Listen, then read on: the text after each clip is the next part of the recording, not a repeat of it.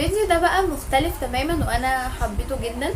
ده اب معاه 4 اطفال وتقريبا يا منفصل عن مراته او متوفية مش عارفة. هو كمان بلوجر بيعمل فيديوهات ليه هو وولاده. انا حبيتهم جدا جدا والله العظيم، راجل سكرة. فيلا بينا نشوفه. قبل اي حاجه بس متنسوش تعملوا اشتراك في القناه وتفعلوا الجرس، تعملوا لايك للفيديو ده وتقولوا لي انتوا بتابعوني منين، انا بحب اعرف انتوا منين. وكمان هتلاقوا الفيديو ده كامل على القناه. بصوا بقى، هو اللي بيودي المدرسه، هو اللي بيسرح، هو اللي بينظف، هو اللي بيغسل مواعين، هو اللي بيعمل اكل، هو اللي بيروق، هو اللي بيعمل كل حاجه يعني. وهو اللي بيذاكر وهو اللي بيهتم وهو اللي بيروح وهو اللي بيجي. هو حرفيا بيعمل كل حاجة. يعني مثلا لو في بتبقى مثلا الام بيبقى مثلا جوزها بيشاركها في حاجة، هو مفيش حد معاه خالص. وولاده يعني تقريبا في سن يا 5 سنين يا اكبر. هو عنده تقريبا بنت اكبر كبيرة. بس مش بتساعده في حاجة، هو اللي قايم بدور الاب والام والاخ والاخت وكل حاجة بجد. فهو بجد راجل يعني يستاهل ان هو يتعمله تمثال. وهو تقريبا اختار ان هو ياخد ولاده. لو هو منفصل يعني عن مراته فاختار ان هو ياخدهم. يا اما بقى مراته متوفاه. بصوا البنوته السكر دي يا جماعه، ايه القمر ده. وبصوا بقى كمان شغال وبيعمل كل حاجه، يعني ما شاء الله عليه. عايزه اقول لكم ان هو تقريبا هو بلوجر وبيعمل بقى دعايه لمنتجات وكده. وبص هما دول عياله 4 هما. رايح كمان بيسفرهم وبيخرجهم وبيوديهم وبيجيبهم. فبجد عسل قوي، مش مخليهم حاسين ان هم محتاجين لأم او والله اعلم على احساسهم. بس هو موفر لهم كل حاجة. بس طبعا الام مش هتتعوض. بس هو بيسرح لهم عسول قوي. بحب الناس دي قوي. انا طالعه بالخمار المعتاد بتاعنا، ومحدش يقول لي الخمار ده انا اتعرفت بيه وانا بحبه، هو ده الخمار اللي انا هطلع بيه على طول.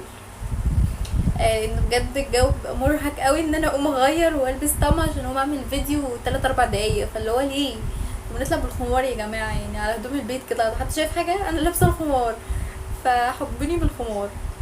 لكن انا بره بقى طبعا بكون لابسه ومتشيكه والنضاره والشنطه والكوتش بقى وحاجه تانية كده خالص. ما شفتونيش انتوا بقى في الخروج، لكن ان هنا لا، هو الخمار. يلا بينا نشوف الراجل ده بيكمل ايه. بس بقى بيفصلهم في كل حته. دي ايه بلد ايه دي؟ مش عارف، تقريبا فرنسا تقريبا، او هي فرنسا. فرنسا لا مش فرنسا.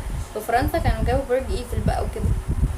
بس يعني بيغسل وبيكنس وبيمسح وبيعمل كل حاجه ومهتم قوي بيهم. على فكره بيبقى في رجاله لو مثلا ولاده اللي عايشين معاه بحسهم انهم بيبقوا مهملين قوي. يعني انا شفت النوعيه دي كتير قدامي وبيبقى حقيقي مش بيكونوا مهتمين بيهم وبيكونوا مكبرين دماغهم، اخرهم ان هم الشغل بس. وبيسيبوا العيال عادي بقى، اللي هو انتوا اعملوا اللي انتوا عايزينه براحتكم. لكن احب قوي النوعيه دي اللي هو لو مراته مش موجوده هو اللي بيقوم بالدور ده كله. زي مثلا في امهات كتير قوي هي اللي بتقوم بدور الاب ودور الاخ ودور الاخت وكل حاجه. فالنوعيه من الناس دي حقيقي بتبقى حلوه قوي، ما بيتعوضوش بجد. هي عرفت قبل ما عرفت تختار جوزها. اختارته صح اب لعيالها.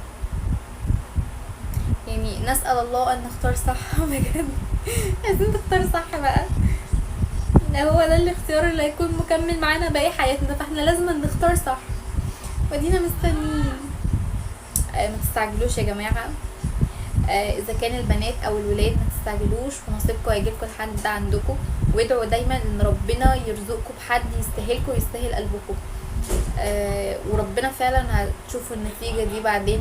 يعني دعائكم هيتقبل ان شاء الله. وربنا فعلا هيعوضنا كلنا خير ان شاء الله. بس بقى مخلي البيت بتاعه بيرفكت.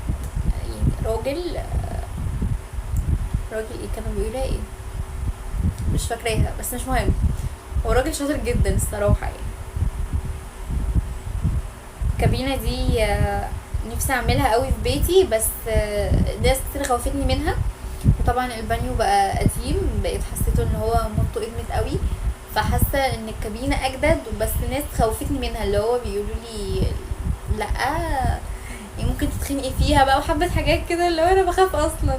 فانتوا بتخوفوني اكتر، البانيو نفسه بخاف منه، فانتوا ما تخوفونيش. اللي هو قلت بقى لقيت حاجة حلوة بقى وشيك ومش عارفة ايه فخوفوني منها والله، مش عارفة اعمل ايه. مش عارفة بجد، انا لا هعمل ده ولا هعمل ده، اعمل حمام عادي. زي اي حمام. بس بقى بيلم العابهم. يا جماعة يعني اللي عجبني ان هو فعلا قايم بكل حاجة. ما شاء الله عليه بجد، ما شاء الله. ربنا يحرسك والله العظيم. بص باين عليه ان هو كبير، بس مش باين عليه يعني. باين في سن ان هو كبير، بس هو بيلعب رياضة وبياكل اكل صحي، فمش باين عليه خالص على فكرة. بيكنس بقى مكانهم. بص الجمال، والله العظيم يا بخت مراتك بيك، او يا بخت عيالك بيك.